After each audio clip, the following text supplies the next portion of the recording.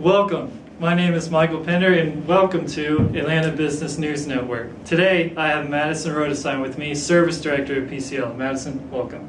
Thank you. Yes, I am the Service Director at PCL. We are currently experiencing a loss in revenue from returned products, which amounts to almost $2.2 million. 37% of returned goods are no fault found. In an effort to turn this around, we have linked the sales team's annual performance appraisals with TV returns and the cost of servicing returns.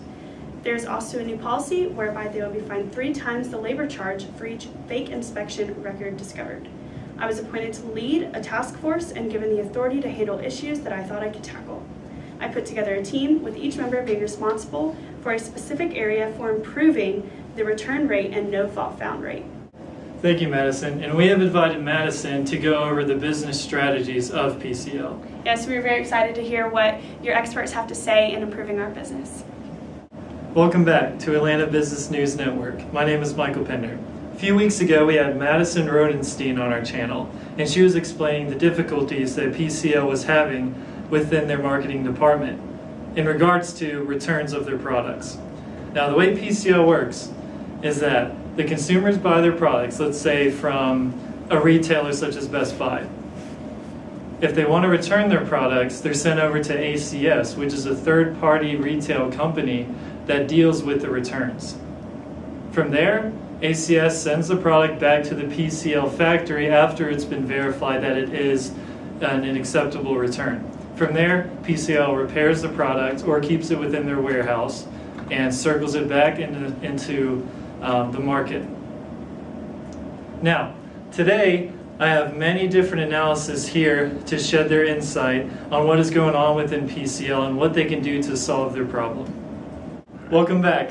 I'm very excited to introduce the President of China, Matthew Wong. Matthew, welcome. Thank you for having me. Absolutely. Well, first of all, I think the main problem we have here is that we can see the problem being identified within the Chinese market. As you may know, our market has been growing rapidly over the past few years, where we are seeing more consumers with having a greater amount of disposable income. Some statistics we have here to back up this claim includes the fact that China has been having a compounded annual growth rate of 9.8% for consumer electronics this year. This in turn leads to a saturated market within China where competition is tough and consumers want exactly what they're willing to pay for. If I may also add, it is also somewhat part of Chinese culture to seek the best deals for the best prices. If you combine this with the fact that the Chinese government launched a program where old electronics may be in fact traded in for newer ones, we are starting to see a trend where companies are actually losing out in revenue for not correctly advertising the products.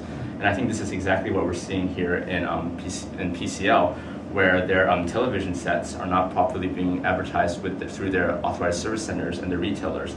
If we combine this with the fact that Chinese people having a more disposable income being led to want to purchase the best products for what money they have, we're starting to see an increased rate of return in their products, which of course is a problem for them. Right. Mm-hmm. Great. Matthew Wong, thank you so much for your insight. Today, I have Clark Howell. Welcome, Clark. Thank you. I'm Clark Howell, and I've been working in sales for 10 years. The first thing that stuck out to me about PCL was their lack of communication and inability to set proper expectations. Throughout my years of sales, something that always led me to success is setting clear expectations for my customers. When customers know what they're paying for, they're going to be more excited about the product. You can easily tell PCL has a problem with expectations because of their high return rate of products that have no fault.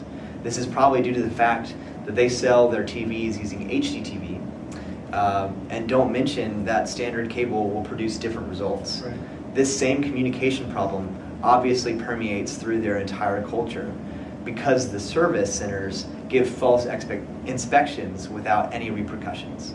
The service centers should know that falsifying inspections does not help out the company. Hopefully PCL can execute these changes they've talked about. Clark Howell, thank you very much. Appreciate it. Welcome back to Atlanta Business News Network. Today, I have Dalton Nechanicky with me. Welcome, Dalton. Now, what can PCL do to prevent this from happening again?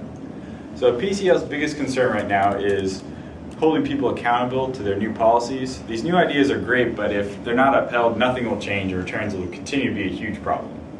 Keeping these teams together that implemented the changes would also be very beneficial. This way, an experienced group of people could continue checking these issues and making sure these plans are being followed through upon. Next, if they want to take it a step further, PCL could terminate their relationship with ASC and create their own return service. This way, they'd have direct control over their entire return process, and policies can be created and implemented by PCL itself instead of trying to get another company to comply with them. PCL has the potential to be a very successful company in this market. They just need to trim the fat on their business to make it go to the next level. Dalton, thank you very much for joining us today. Thank you. And that's it for Atlanta Business News Network. My name is Michael Pinder, signing off. Good night, Atlanta.